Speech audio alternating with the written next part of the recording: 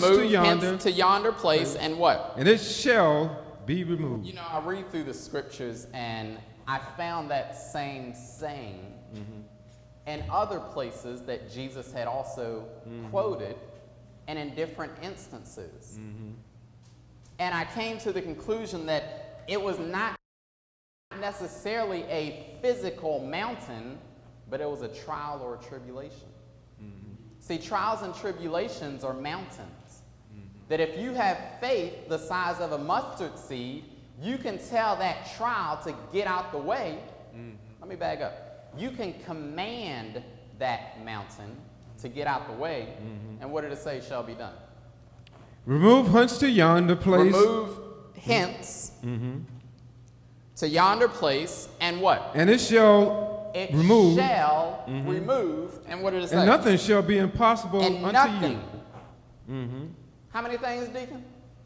And nothing shall be impossible unto you. Nothing. Well, I can name one thing that would be impossible. That's for the Kirbys living all the way out there in Hampton to be able to move to Williamsburg. That's impossible. And nothing shall be impossible unto you. Sister Marcia says she kept the faith. She kept right on praying. Did you ever stop praying, Sister Marcia? No. She kept right on praying. Kept right on praying. Even though it seemed like it just was not going to happen. That's right. You kept on praying, sister? Kept on praying. Kept on praying. Yes. Even though it seemed impossible. Yes. My wife told me, she said, there's no way that these kids, I just don't want to even pray that prayer. Even when it seems impossible for the students to pass their SOL testing because of what they may have showed all year long, doesn't mean that they have not learned. It doesn't mean that they have not even heard it. They've heard it, and this was my specific prayer. Lord, the lessons that have been taught to them all year long, bring it out in the SOL testing. Even if they haven't showed it on the tests that were prior to that, bring it out on the SOL testing. Did you pass, Sister Talani? Did you pass? She passed. She got a passing score. Let's put it that way. You have to have a certain number to pass. Is that correct, Sister Talani? You got a certain number to pass. Did you pass? Amen. She passed. So nothing, what did it say? And nothing. And nothing shall be impossible. Shall be impossible unto you. Is it worth your soul to have a lack of faith? It's not worth losing your soul having a lack of faith, having unbelief.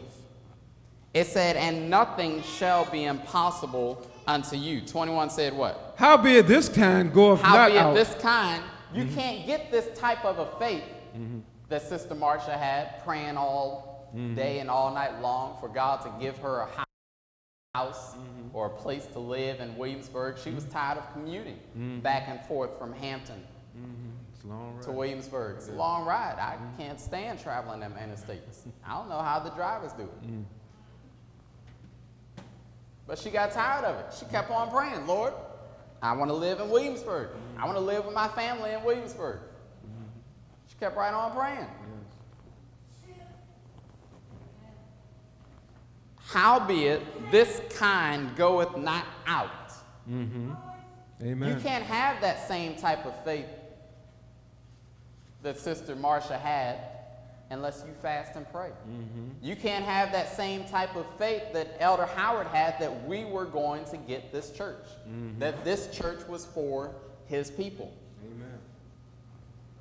People may have looked at him funny. What you mean we're going to have church service in a church building on Easter Sunday after we spent the last couple of years in the basement of a hotel conference room? Looking at him funny. Yes.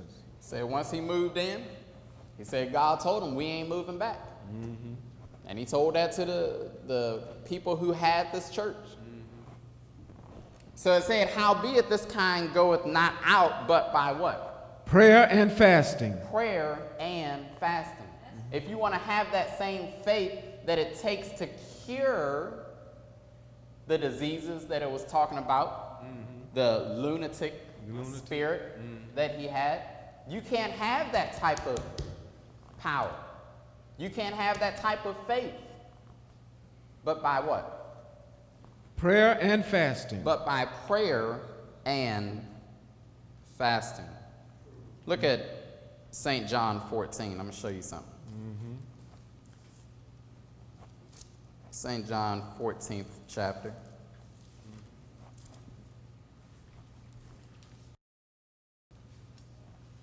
Look at the 12th verse. I'm going to show you something.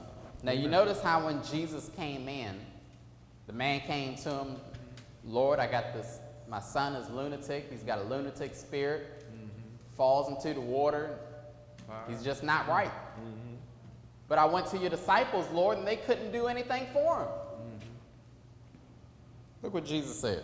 12th verse, beginning said what? Verily, verily, I say unto you. Verily, verily, I say unto you. He that what? He that believeth on me. He that believeth on me, Jesus Christ, what? The works that I do. You see these works that I do? This is what Jesus was saying. You see all the different miracles that I perform? He was telling the disciples. What did he say? Shall he do also.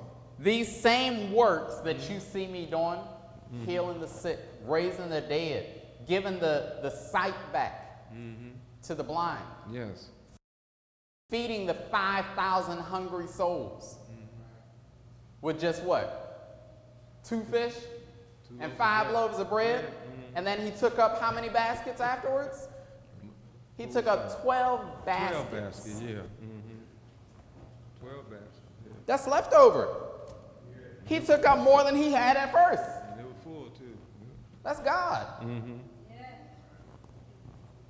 It said, verily, verily, I say unto you, he that believeth on me, the works that I do shall he do also. But you got to believe on me. And what did it say? And greater works than these Not shall he only do. are you going to do these same works, but God has given us the power. Yes. And he's given us the permission to do greater works than he did. What did it say? Because I go unto my Father. And greater works than these things that you've seen me do shall you do. Because why? I go unto my Father. And whatsoever you shall ask in my name, what? That will I do. Whatsoever you ask in my name, That will I do. I'll do it. You don't have to doubt. One songwriter said, if you pray, don't worry. And if you worry, don't pray. If you pray, don't worry. And if you worry, don't pray. Ain't no need of you praying if you're going to worry about it. And just know, if you done prayed about it, there's no need to worry. God's got everything under control. Yeah. And everything God does, he does it very well. What's it say? And whatsoever you shall ask And in my whatsoever name, you shall ask in my name, that will I do. That what? that the Father may be glorified in the Son. And then what's it say? If you shall ask anything. If there's just some things that you ask. If ye shall ask anything. Well, there's got to be a restriction somewhere inside there, Deacon. If ye shall ask anything in my name. If you shall ask anything, in whose name? In my name. If you shall ask anything in my name. What's it say? I will do it. I was listening to the story of the lady that had got displaced on Hurricane Katrina, and she lost her family, she lost her house, and things like that. And they said, well, why are you calling on Jesus? Shouldn't you be going to President Bush, and shouldn't you be going to your senator and your governor, asking them for help? And she said, Jesus, Jesus, Jesus. Jesus, Jesus, Jesus. Jesus, Jesus, Jesus. Jesus, Jesus, Jesus. People started looking at her funny. Why in the world you calling on Jesus? And then she began to stop what she was doing. See, this is the question. Is it worth your soul? She stopped suffering and said, you know what? I'm going to go help that person over there. And I'm going to go help that person over there. People say, well, why are you helping them? You sick yourself.